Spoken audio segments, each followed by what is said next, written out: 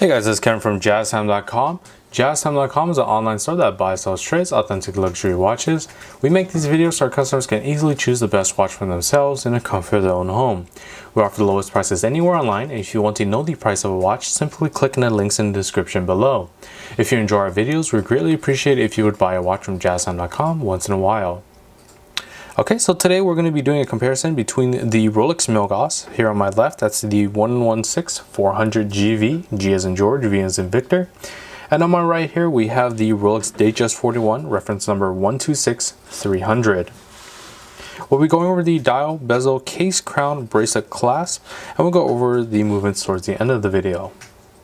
Okay, so jumping right into the dials, you can see almost very similar dial architecture. We have the Rolex crown logo at the 12 o'clock position, made out of 18 karat white gold. The index hour markers, fashion 18 karat white gold as well, with sort of a luminous filling in each one. The hands, nice 18 karat white gold hands with tippings of luminosity as well. But we start to see a few differences here now. So at the second hand, we have a white gold second hand for the Datejust Milgauss. We have the orange thunderbolt hand that matches with the Milgauss name at the 12 o'clock position. For the Datejust, of course, we have the date window at the 3 o'clock position. On top of that, sapphire crystal for magnification, easy viewing of that date. And in regards to the outer railings as well, they're pretty much the same indices with Arabic numerals at each hour marker. Also for the Milgauss though, we have the orange accents instead to have a nice color complement to that blue dial. And the major difference of the green sapphire crystal and the clear sapphire crystal. So Rolex Milgauss has the green sapphire crystal that you can see accented all around the edge there, whereas the Datejust has that just clear sapphire crystal. In regards to the dial color, the Milgauss, we have a blue sunburst dial. As you can see, as I tilt it towards the light sort of shines in different various portions of the dial, whereas for the Datejust 41, it's just a flat white dial. But one thing to mention is that these are both dress watches, but the Datejust is one of the more popular dress watches in terms of being able to do numerous different configurations. So if you don't like the white dial, you can get that same blue dial as well, or you can also get it in a silver dial or a black dial. Also available in Roman numerals as well. We have a rhodium colored dial with green Roman numerals. Green Roman numerals being the color of green for the Rolex style logos and boxes and such. So you have more options when it comes to configurations for the Datejust in terms of color and such. But if you're not too interested about the dial, you do like that thunderbolt hand, you love that green sapphire crystal, and just that overall orange accents working together with it, then the Milgauss might be your choice. The Milgauss isn't only subjected to the blue dial as well. It also has the availability of a black dial as well. Black dial with orange accents and the orange thunderbolt hand. It looks absolutely gorgeous as well. So moving on from the dial now, as the dial, we've already covered the differences between the dial. Or actually, I did not mention one thing, which is the hour markers. Look at the hour markers and notice that the Milgauss actually has thicker hour markers, especially at the 3, 6, and 9 o'clock position. It sort of works more as a landmark, so you can read the time much more easily at a glance. Whereas the index hour markers on the Datejust all around have just that similar width and length to them. Okay, moving on to the bezel now. The bezel, both same style bezel. They're high polished 904L steel bezels. Actually, the whole watch, any steel on the watch is a 904L steel, which is an in-house steel made by Rolex, and has additional corrosion resistance and a nicer shine to it. But the bezels, both of the bezels are nicely high polished and help frame the dial very nicely in conjunction with the case lugs. As we move on to the case now, the case lugs are nicely high polished on the tops and bottoms of the case. You can see the nice high polish, and it works sort of like a window frame and frames those dials very nicely. The unique dial of the Milgauss and just the simple dial of the Datejust. For the case sizes, however, we do have a difference of case sizes. The Milgauss has a 40mm case size, so from an index finger to my thumb here, that's 40mm in diameter. The Datejust is a 41mm, as the name states, Datejust 41. And so from my index finger to my thumb, that's 41mm in diameter.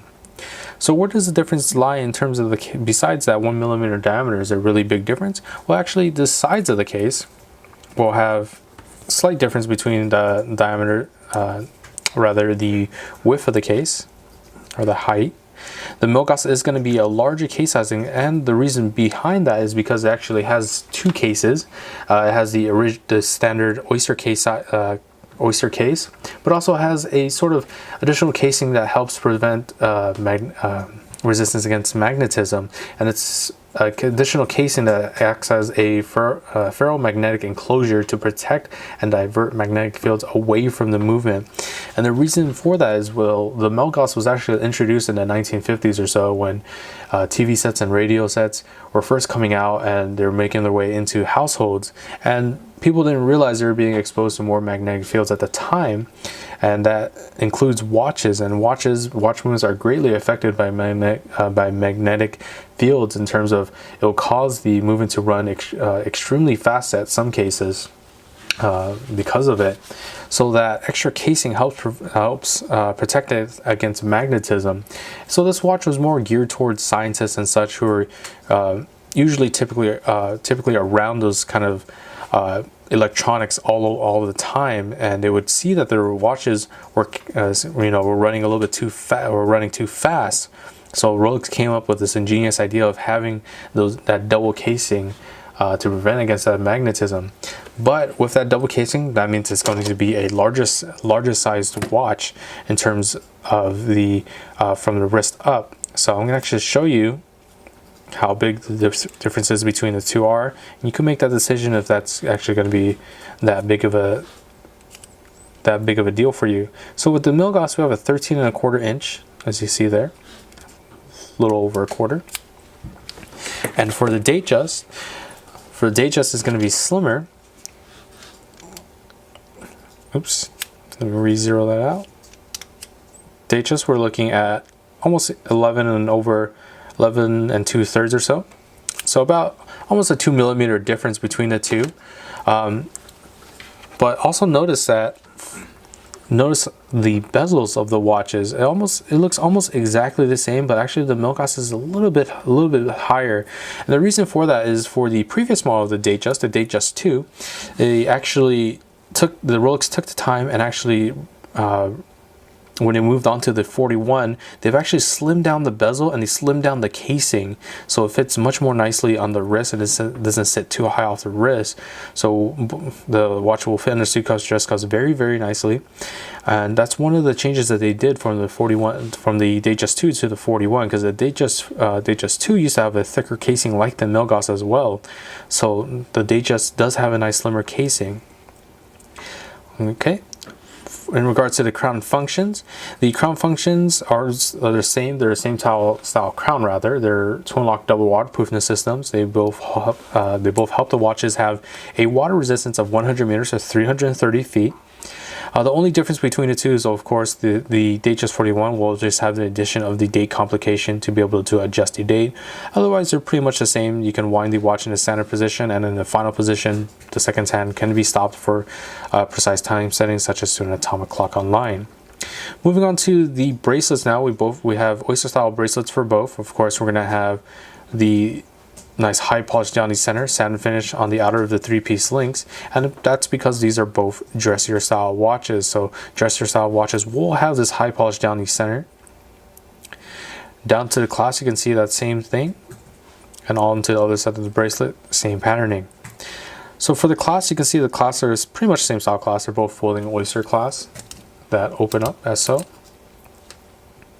revealing nicely high polished clasp blades with the Rolex name embossed on there. So really not too much difference there in terms of the clasp. So let's go ahead and move on to the movements now.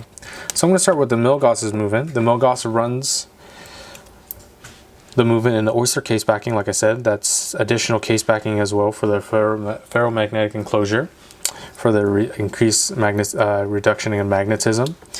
The movement itself is it's a 3131 caliber movement manufactured by Rolex. It's a in-house made movement that's perpetual mechanical self-winding. Has the precision of -2 +2 seconds a day, as stated at the 6 o'clock position, with the boasting about the superlative officially certified chronometer or chronometer. The functions are of the hour, minute, and seconds hand, with the stopping of the seconds hand for precise time setting. And the main thing about the 3131 movement is it does have a oscillator of a paramagnetic blue parachrome hairspring, which was introduced from the 3130 to the 3131 movement, and that adds additional resistance against magnetism. For the power reserve of this movement, it's the 48-hour power reserve, so no changes up from the 3130. 48 hours, 48 hours on that one as well. So this watch can be put down on a Friday evening, picked back up on a Sunday afternoon, be keeping time just fine. Now, this Datejust 41's movement is actually much more of a powerhouse. So it's a 3235 movement. The standard date movement for Rolex is a 3135, which we see on Submariners and previous models of the Deep Sea as well. So the Datejust also ran that sports movement, the 3135, but now it's a 3235. And like I said, it does have the additional complication of the date in regards to the Milgauss. So it's so in-house made by Rolex. It's so perpetual mechanical, self-winding. So it has that precision of the -2 +2 seconds a day. The text is still at the 6 o'clock position, the same thing. It has the same oscillator as the Milgauss, so the paramagnetic blue parachrome hairspring, but what they also added is called the Kranji Escapement. So the Kranji Escapement is a skeletonized escapement wheel that helps with energy efficiency, that helps in the reduction of inertia, so it helps with that precise time setting, and also is also made out of nickel phosphorus, so it works with that paramagnetic blue parachrome hairspring in reduction of against magnetism. Of course, it's not going to be as good against reduction of magnetism as a Milgauss, but it does have that extra oomph to it. Not only that, it also has the Paraflex shock absorbers, which is in-house made shock absorbers by Rolex, and it's the Rolex claims to it absorbs 50% more shocks than industry standard shock absorbers. I believe Rolex used a KIF shock absorbers for the Milgauss. I could be wrong there, so I do apologize ahead of time, because I do know that the smaller models of the Rolex uses a Breguet hairspring for that.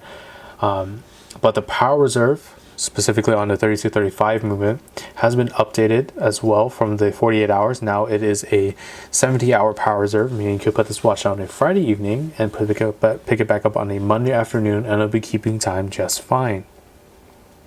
Alright, now I'm going to actually go ahead and show you these watches on my wrist. We're going to start with the Milgauss first. Open up that folding Oyster. Okay. And there we are. So the Milgauss looks absolutely gorgeous with that blue dial, that sunburst dial, working very nicely with the light, the high polish all around the bezel, the lugs downwards with the high polish as well. Just works very nicely in unison. That high polish throughout the whole bracelet, just absolutely beautiful dress watch.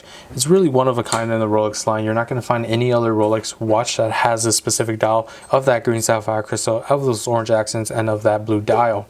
Whereas the Datejust, this is more of a common piece dress watch. This is more for every day. You're not of course, you're still looking to impress, but you're not looking to fully stand out. You're not looking to be someone who's wearing a full gold watch. You still want someone to be looking at your watch and say, wow, that's a nice watch.